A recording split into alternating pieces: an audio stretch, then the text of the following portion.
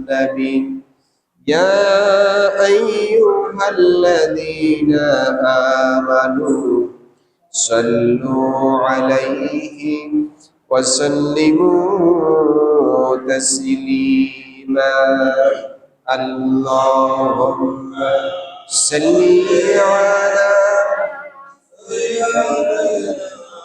مولانا محمد وعلى آله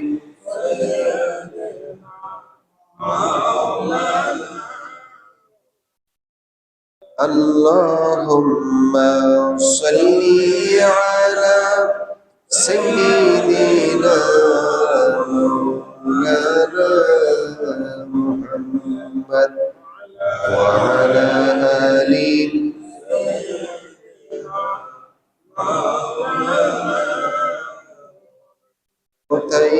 রইলেন প্রাণীর নবী আমাদেরকে ছাড়িয়া আপনি বিনে কি লাভ হবে এই জগতে বাঁচিয়া আল্লাহুম্মা সাল্লি আলা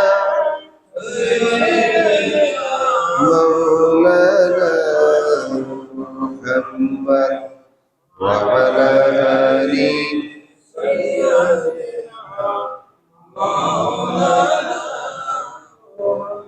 بلغ العلا بكماله كشف الدجى بجماله حسنت جميع خصاله صلوا عليه والحبيب الذي ترجى شفاعته لكل حول من الأحوال مقتحم بلغ العلا بكماله كشف الدجى بجماله حسنت جميع خصاله صلوا عليه وآله আল্লাহ সুবহানাহু ওয়া তাআলা দরবারে শুকরিয়া আদায় করছি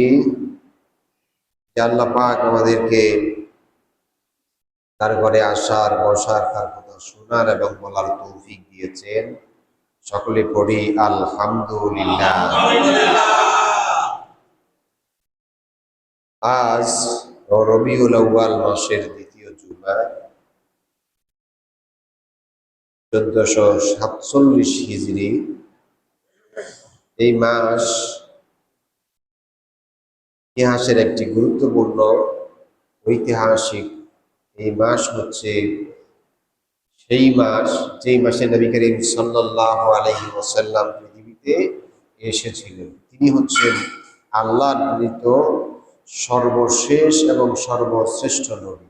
তারপরে আর কোনো নবী নাই, আর নবী আসবে আর আসবে। আমরা অনেক শুনেছি, আরো শুনবো যে সিরাতে রাসূল সাল্লাল্লাহু আলাইহি সাল্লামের সিরাত, রাসূল সাল্লাল্লাহু আলাইহি সাল্লামের দেখানো পথ, প্রদর্শিত পথ এবং মত আমরা জেনেছি, আরো জানবো এবং সেই সাথে আমরা মানবো ইনশাআল্লাহ। রাসূলের পথ কি? রাসূল কি নিজের থেকে কোনো পথ নির্দেশ করেছেন? নিজের থেকে কোনো চিন্তা ভাবনা করে নিজে কোনো সমাধান দিয়েছেন?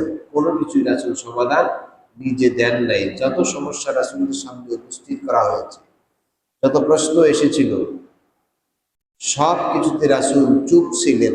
আল্লাহ তাআলা ওহী নাযিল করে যখন সমাধান দিলেন, সেই আলোকে রাসূল মানুষের সামনে সমাধান পেশ করলেন। এটা হচ্ছে রাসূলের পথ, এটা হচ্ছে রাসূলের সিরাত। সূরা ফাতিহার ভেতরে আমরা পড়ি ইহদিনাস সিরাতাল মুস্তাকিম। এটা আমরা সবাই পড়ি কিনা? পড়ি, আর পড়াই লাগবে, কারণ এটা ছাড়া নামাজ পড়ারও কোনো সুযোগ নাই। সূরা ফাতিহা ছাড়া নামাজ পড়া যায়? যায় না। এই সূরা ফাতিহার ভিতরে 7টা আয়াত আছে। এই 7টা আয়াতের একটা আয়াত হচ্ছে ইহদিনাস সিরাতাল মুস্তাকিম, আমাদেরকে সহজ সরল সঠিক পথের সন্ধান দিন। আমরা আল্লাহর কাছে এটা চাই। আসলেই ব্যক্তিগতভাবে, বস্তুত, সামাজিকভাবে, সামষ্টিকভাবে আমাদের চাওয়া কিন্তু একরকম নয় এবং এরকম নয়। যার চোখ নাই তারে যদি প্রশ্ন করা হয় তুমি কি চাও, তোমার সবচাইতে বড় প্রয়োজন কি, সে জবাব দিবে কি, যে আমি চোখ দিয়ে দেখতে পাই না, আমার চোখের দরকার। যার হাত নাই তারা যদি জিজ্ঞেস করেন, সে বলবো আমার একটা হাত নাই, আমি অচল। যার পাও নাই সে চাইবে আমার একটা পা হোক, আমি স্বাভাবিক আর অন্যজনের মতো হাঁটতে পারি। এরপরে যার যে অভাব আছে, যার সন্তান নাই, তারা যদি জিজ্ঞেস করা হয় তোমার সবচাইতে বড় অভাব কি, সে জবাব দেবে আমার একটা সন্তান নাই, আমার একটা সন্তানের প্রয়োজন কি। যার বাড়িঘর কিচ্ছুটা উদ্বাস্তু, সে চাইবে আমার যদি অন্তত একটুকু মাথা গোজার ঠাঁই থাকে। যে গুরুতর অসুস্থ, সে চাইবে আল্লাহ যদি আমাকে সুস্থ করে দিতেন। এইভাবে আমাদের সকলের চাওয়া, সকলের চাহিদা একরকম নয়, ভিন্ন রকম। সবার চাহিদা কি ভিন্ন রকম। পারিবারিক চাহিদা একরকম, সামাজিক চাহিদা একরকম, অর্থনৈতিক চাহিদা ভিন্ন রকম, রাজনৈতিক চাহিদা তো আর শেষে নেই, আছে। আশ্চর্য কথাবার্তা হলো, আমাদের দেশে যত চাকরি আছে, সরকারি বেসরকারি, জিও এনজিও, সব চাকরির ক্ষেত্রে ঢোকার ক্ষেত্রে একটা বয়স আছে, চাকরি সর্বশেষ করার ক্ষেত্রে একটা বয়স আছে। একটা বয়সের পরে আপনাকে চাকরিটার ফিরে আসতে হবে, অবসর নিতে হবে। আবার একটা নির্দিষ্ট বয়স আছে, এর ভেতরে আপনাকে চাকরিতে ঢুকতে হবে। কিন্তু একটা মাত্র চাকরি, একটা মাত্র কাজ, রাজনীতি, যেখানে ঢোকারও বয়স নাই, বাইর হওয়ারও কি নাই বয়স নেই। এটারও বয়স করা দরকার, যে এত বছর বয়স থেকে রাজনীতি শুরু করতে হবে আর এত বছর বয়সে রাজনীতি ছাড়তে হবে। কারণ আমরা দেখেছি বিগত আজকের দিনের আগ থেকে শুরু করি সব সময় যতদিন শুনেছি দেখেছি, যারা বয়সের ভারে হাঁটতে পারে না তারা এলোপাতাড়ি কথা বলছে, বলছে না যে মানুষের ধাক্কায় রানা প্লাজা ফেলাই দিছে, মনে আসেনি আপনাদের? আরো আরো অশ্লীল কথাবার্তা, এগুলি লাগামহীন কথাবার্তা। কারণ বয়স হয়ে গেলে মানুষের আর তাল ঠিক থাকে, ঠিক থাকে না। তো এইটার একটা সংশোধন হওয়া দরকার। আমি যেটা বলতে চাইছিলাম, মানুষের চাহিদা, মানুষের আবেগ, অনুভূতি, আকাঙ্ক্ষা, প্রয়োজনীয়তা সবার একরকম নয়, ভিন্ন রকম। কিন্তু মানুষের যেটা সবচেয়ে বেশি চাহিদা, বেশি প্রয়োজন, মানুষ যেটা বেশি চাইতে হবে দুনিয়ায়, সেটা হচ্ছে হেদায়াত। সেটা কি? আমি আগেও বলেছি, আজ আবার বলছি, সেই ইতিহাসের পাতাটা রাসূল করিম সাল্লাল্লাহু আলাইহি ওয়াসাল্লাম, তার একজন বংশধর সৈয়দ আওলাদ রাসূল, ইরাকের মাটিতে হাঁটতেছিলেন। এক ইহুদি তার সন্তানকে নিয়ে হাঁটতেছিল। তাকে দেখে ইহুদি তার সন্তানকে এগিয়ে দিলেন। তার সন্তান আল্লাহর এই গোলামকে দেখে প্রশ্ন করছেন যে, এই পাগল, তুই কি আমার এই কুকুরের চাইতেও ভালো না খারাপ? আলেম ওলামা দেখলে অপমান করা, ইনসাল্ট করা, এগুলি আজকে নতুন নয়, আবহমান কাল থেকেই হয়ে আসছে। তিনি খুব অবাক হলেন না, বিচলিত হলেন না, রাগান্বিত হলেন না, হতাশ হলেন না। তিনি তাকে লক্ষ্য করলেন, প্রশ্ন করার কারণ বুঝতে পারলেন। তিনি খুব সুন্দর ভাষায় জবাব দিলেন যে, আমি যদি পৃথিবী থেকে, হিদায়াতের উপরে থেকে ঈমান নিয়ে দুনিয়া থেকে যেতে পারি, তাহলে আমি তোমার এই কুত্তার চাইতে অনেক ভালো। আর যদি আমি ঈমান হারা হয়ে আল্লাহ এবং রাসূলকে বিশ্বাসের ব্যর্থতা নিয়ে ঈমান হারা হয়ে মারা যায়, তাহলে এই কুত্তার চাইতেও আমি খারাপ। সুবহানাল্লাহ বলতে পারেন না? এই কথা কি কোরআন শরীফের ভেতরে আছে না নাই? আছে। আল্লাহ পাক বলেন, ওয়ালাকাদ জারানা লিজাহান্নামা কাসীরাম মিনাল জিন্নি ওয়াল ইনস লাহুম কুলুবুন লা ইয়াফকাহুনা বিহা ওয়া লাহুম আযানুন লা ইয়াসমাউনা বিহা ওয়া লাহুম আ'য়ুনুন লা ইউবসিরুনা বিহা উলাইকা কাল আনআমি বাল হুম আদাল।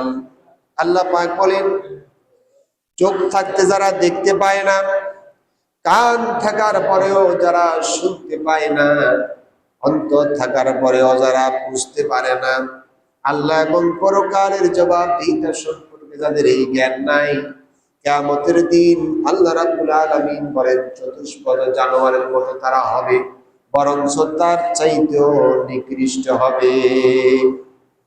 জাহান্নামীদের এই লক্ষণ, এই নিদর্শন, তিনি অবাক হননি, জবাব দিয়েছেন। অর্থাৎ সম্পদ, প্রভাব, প্রতিপত্তি, ক্ষমতা, অর্থ, বিত্ত, যশ, খ্যাতি এগুলি আমার মূল চাহিদা নয়, মূল প্রাপ্য নয়, মূল সফলতা নয়।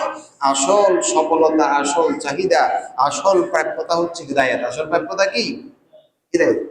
আল্লাহ যদি হিদায়াত দেন তার জন্য সব ঠিক, আর যারা আল্লাহ হিদায়াত দেবেন না তার কোনো কিছুই ঠিক হবে না। কিয়ামতের দিন মানুষ মারা যাওয়ার পর মানুষকে যখন উঠবে, মানুষের থেকে যখন হিসাব নেওয়া হবে, মানুষ সম্পদ চাইবে না, সন্তান চাইবে না, অর্থবিত্ত, টাকা পয়সা, ক্ষমতা, বীর বাহাদুরি, সৌন্দর্য এই সব কিছু মানুষ কামনা করবে না।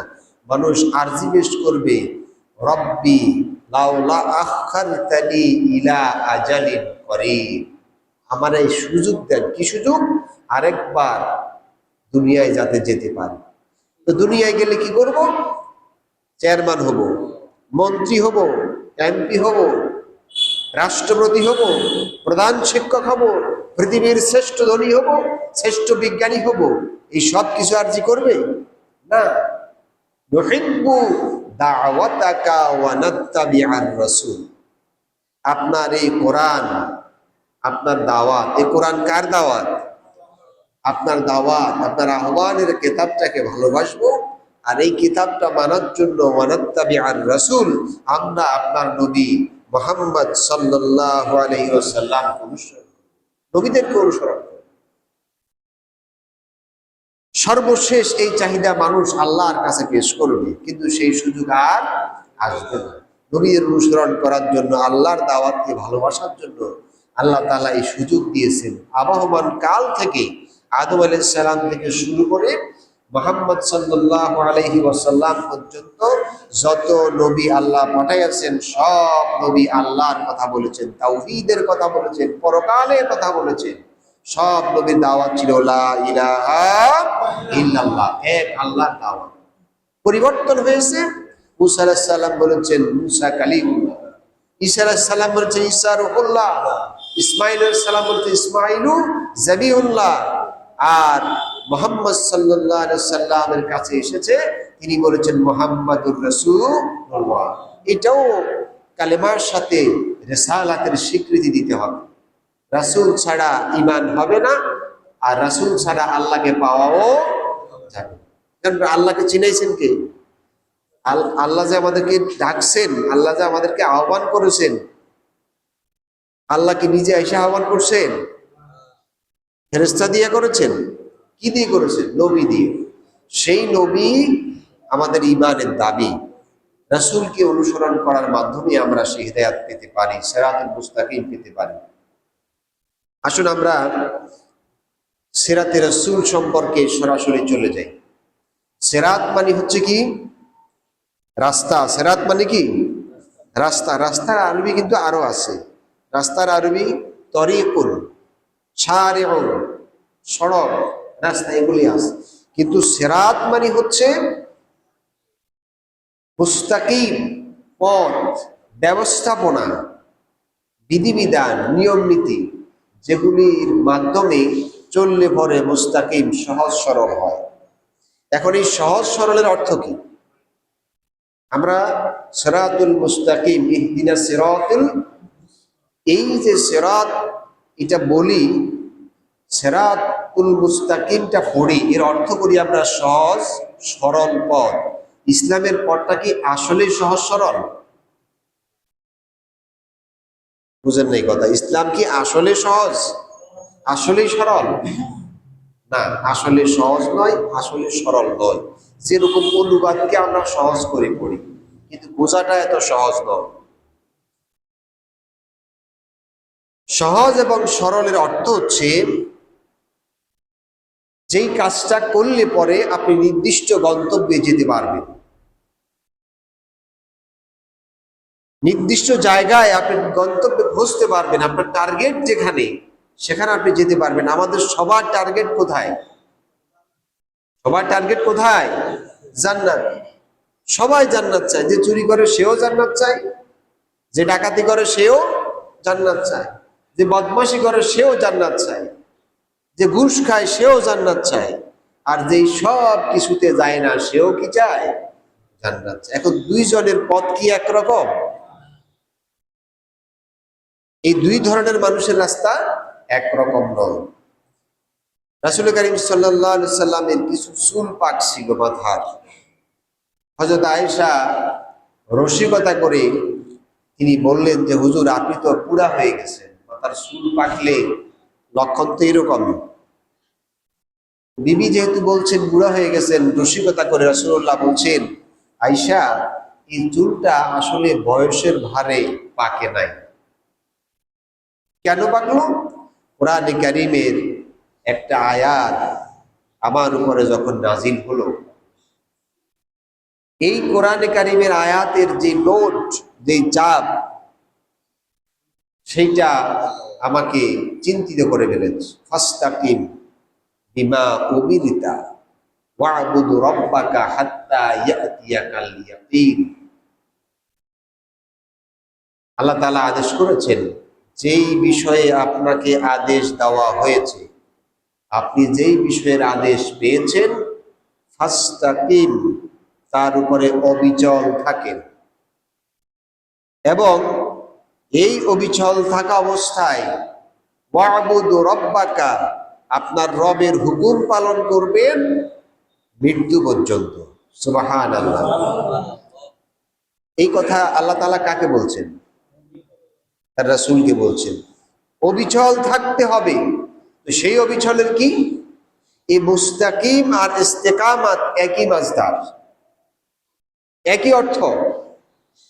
মুস্তাকিম মানে হচ্ছে অবিচল থাকতে হবে যেই পথের উপরে গন্তব্যে যাওয়ার জন্য। আমার কথা বুঝছেন? অবিচল থাকতে হবে। সেই অবিচল থাকতে গেলে এটা সহজ নয়, এটা কঠিন। অবিচল থাকা কি কঠিন। 2004 বা 5 সাল হবে, আমি একটি পত্রিকায় দেখেছি, বাংলাদেশের কাপ্তাই যে নদী আছে, ইন্ডিয়া থেকে চোরাই মাল আসবে, সেখানে নৌবাহিনীর একজন অফিসার সেখানে ডিউটিরত ছিলেন, তার নিয়ন্ত্রণ। তাকে সেই সময় প্রথমে তার অফিসে এসে 3 লক্ষ টাকা, সে আমলের 3 লক্ষ টাকা ঘুষ দিতে চেয়েছিল, তিনি নিষেধ করে দিয়েছেন। তারপরে ঘুষের বস্তা সহ 5 লক্ষ টাকা নিয়ে আসছে। তিনি সেই ঘুষের টাকাগুলো ধরে ওদেরকে শুদ্ধ পুলিশের কাছে দিয়ে দিলেন। এরপরে নৌবাহিনী তার অধীনে যারা ছিল তাদেরকে বললেন যে তোমরা এই পথে এই ধরনের পণ্য আসতে পারে, সতর্কতার সাথে পাহারা দাও। আর গভর্নমেন্টের কাছে বলছেন, আমি যে বিদেশে প্রশিক্ষণের জন্য আমাদের ছুটি, সেটা আরো পরে, তবে আমাকে অতি দ্রুত সেই ছুটিটা মঞ্জুর করে, তিনি প্রতিরক্ষা মন্ত্রণালয়ে আবেদন করেছেন, আমি দ্রুত প্রশিক্ষণটা শেষ করতে চাই। হিকমত অবলম্বন করেছেন, কারণ তিনি জানেন যারা সেই আমলে 5 লক্ষ টাকা ঘুষ দেয় তারা কত বড় মাফিয়া চক্র। যেহেতু তিনি তার এই পেশায় তার অভিজ্ঞ, তিনি ঘুষ নেন নাই, চোরাই মালগুলি ধরাই দিয়েছেন, তিনি জানেন তার উপরে ভয়ঙ্কর হামলা করা হবে। এই জন্য তিনি তার প্রশিক্ষণটা আরো পরে ছিল, গভর্নমেন্টের কাছে আবেদন করে প্রবাসে গিয়ে সেই প্রশিক্ষণটা দ্রুত সম্পন্ন করলেন। এই জায়গায় চোরা কারবারিরা নাস্তা নাবুদ হয়ে গেল। আমি আমার কথাটা বুঝাইতে পারছি আপনাদের? এই অফিসার অবশেষে সর্বশেষ নৌবাহিনীর প্রধান হয়েছিলেন, এবং পরে জানলাম তিনি একজন হাফেজে কোরআন। সুবহানাল্লাহ বলতে পারেন। এই লোকগুলি ইস্তেকামাত ছিল। এরকম যদি আমার সব সেকশনে অফিসার হতো, ডিসি হতো, এসপি হতো, মন্ত্রী হতো, এমপি হতো, এই দেশে অন্যায় করার সাহস কেউ পেত না। কিন্তু আমার দেশের শুরু থেকে, সেই রাষ্ট্রপ্রধান থেকে শুরু করে চকিদার পর্যন্ত সবাই কম বেশি নামাজ পড়ে। পড়ে কি পড়ে না? কিন্তু ইহদিনাস সিরাতাল মুস্তাকিম এই আয়াতও পড়ে, কিন্তু বাস্তবে কি আয়াত বুঝে মানে মানে না। এই জন্য নামাজ পড়ি ভাই, নামাজ আমাকে অন্যায় থেকে ফেরায় না, বাঁচায় না, রক্ষা করে না।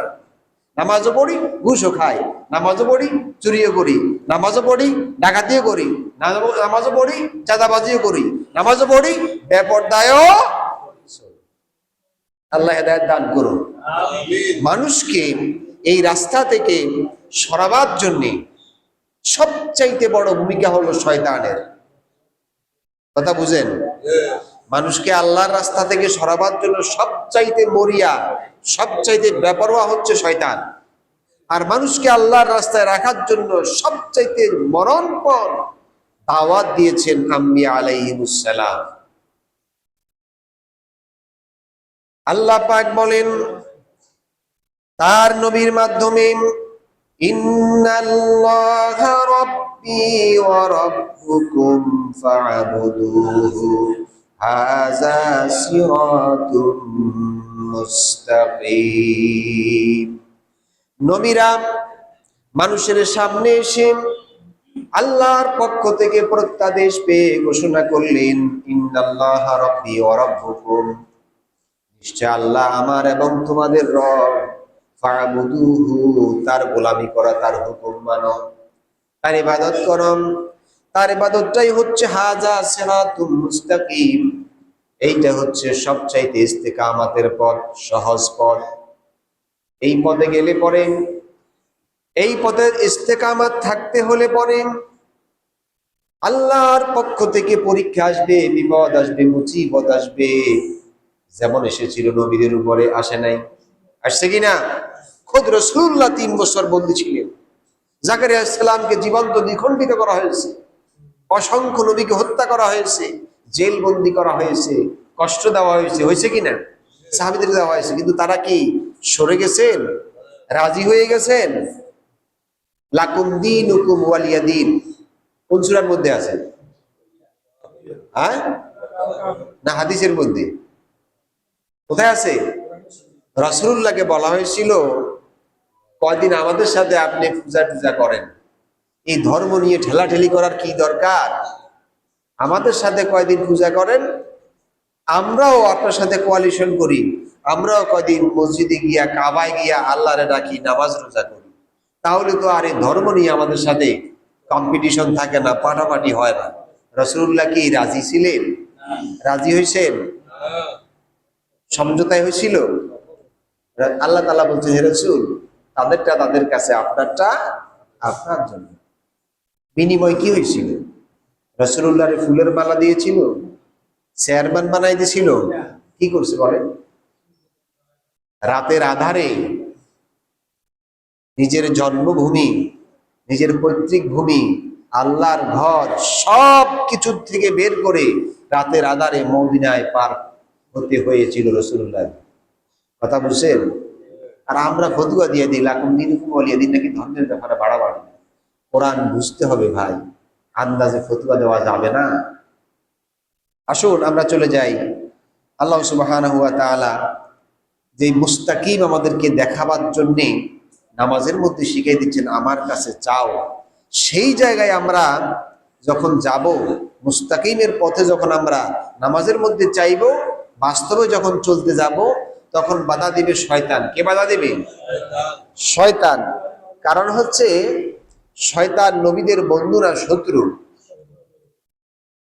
শত্রু কি সাধারণ শত্রু না অসাধারণ শত্রু? সাধারণ শত্রু না ভয়ঙ্কর শত্রু?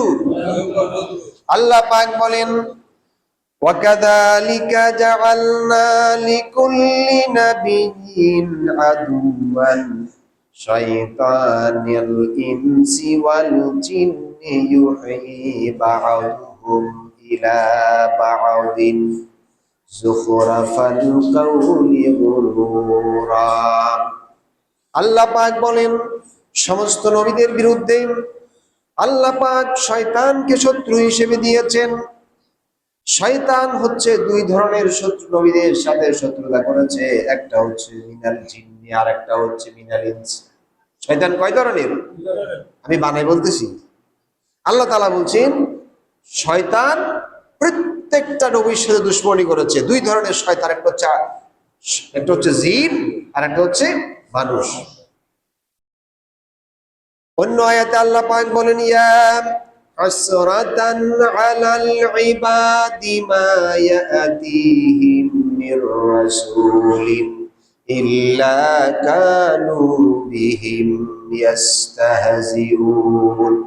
এমন কোন নবী, একজন নবী এমন নাই যার সাথে অপমান করে নাই, ঠাট্টা বিদ্রুপ করে নাই, তামাশা করে নাই। প্রত্যেকটা নবীর সাথে তারা বেয়াদবি করেছে, তামাশা করেছে। আল্লাহ আফসোস করেছেন বান্দার জন্য, ইয়া হাসরাতান আলাল ইবাদ। কিভাবে ঠাট্টা করেছেন? ইউহি বা'দুহুম ইলা বা'দিন, তারা এক একজন এক এক ধরনের আইন করত, এক এক ধরনের মন্ত্র পেশ করত। জুখরুফাল কাউলে গুরুরা, যাতে করে বিভ্রান্তি তৈরি করা যায়। আল্লাহ দিত এক ধরনের বিধান, তারা তৈরি করতো আর এক ধরনের আইন। আসলে এরকম আল্লাহ দিলেন এক ধরনের আইন, আমরা বানাইছি আরেক ধরনের আইন। সারা পৃথিবীতে আছে কিনা এরকম আইন? অমুসলিম দেশে তো থাকবেই, স্বাভাবিক। মুসলমান দেশেও আছে। ওই আইনেরও পূজা করি, আল্লাহর কাছে বলি ইহদিনাস সিরাতাল মুস্তাকিম, আমাকে সিরাতাল মুস্তাকিম দেখাও। আল্লাহ তো দেখাই দিল, হাদাইনাহুন নাজদাইন, দুইটা রাস্তা দেখাইলাম।